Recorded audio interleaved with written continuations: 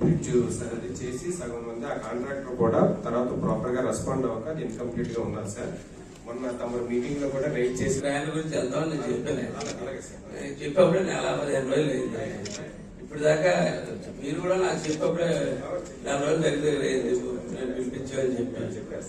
ఇప్పుడు దాకా దాని మీద ఎవరో ఇబ్బంది మొదలెట్టట్లేదు. మన బ్రీచ్ మొదలెట్టింది కూడా సగం చేసి వదిలేసాడు.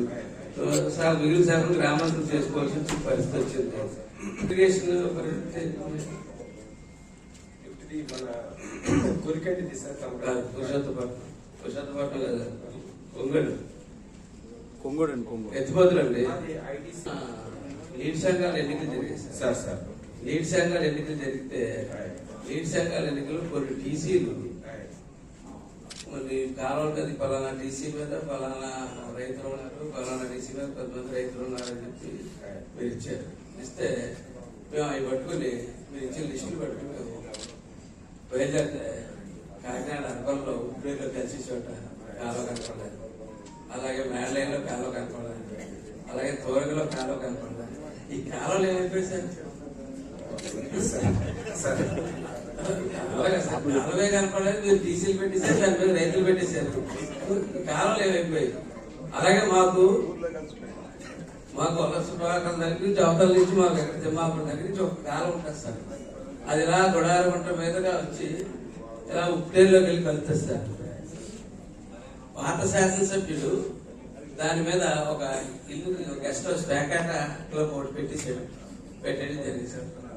దానివల్ల అసలు మాకు వలసపాకల, వాకలపూడి, రవణయ్యపేట, తిమ్మాపురం ఈ పరిసర ప్రాంతాలన్నీ అనేక కాలనీలు రిటైర్ అయిపోయాక కాకినాడలో ఉన్నాం అని చెప్పి వచ్చి ఇల్లు కట్టుకున్న వాళ్ళందరూ అనేక మంది కాకినాడలో నివసిస్తున్న వాళ్ళందరూ 4 చుక్కల వర్షం పడితే ఈ వాటర్ అయిపోవడానికి అవకాశం ఇస్తారు.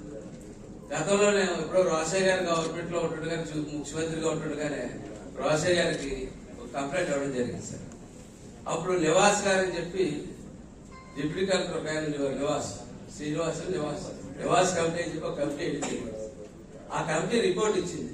ఆ రిపోర్ట్ ఎక్కడుంది?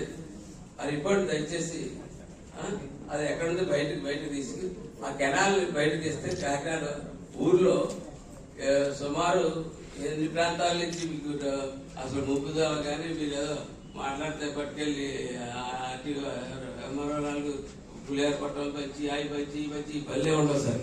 ఆ కాలం పూర్తిగా తవ్వగలిగితే ఆ కాలం నిధులు కూడా ప్రజలిస్తారు కావాలంటే. ఎందుకంటే బ్రహ్మాండ కాలం అది. ఎందుకంటే ఎక్కడి నుంచి అప్పటి నుంచి స్టార్ట్ చేసి ఉప్పులేరులో కలిసేదాకా అనేక కాలనీలు ఉన్నాయి. అనేక కాలనీల నుంచి వ్యర్థాలు కూడా మన డ్రైనేజ్ కూడా లేకుండా పోయిన వ్యవస్థ. డ్రైనేజ్ నీరు వచ్చి రోడ్ల మీద కలిసిపోతుంది. అందులో వచ్చి నడిచేస్తాం, అందులో వచ్చి చేస్తున్నారు. అన్ని కార్యక్రమాలు అందులో జరుగుతూ ఉన్నాయి. ఇది పోవాలంటే ఆ నివాస్ కమిటీ బయటకు తీసి ఆ కాలంని తవ్వి ఖచ్చితంగా దాన్ని తీసుకెళ్లాలని చెప్పి కోరుకుంటా ఉన్నాను సార్.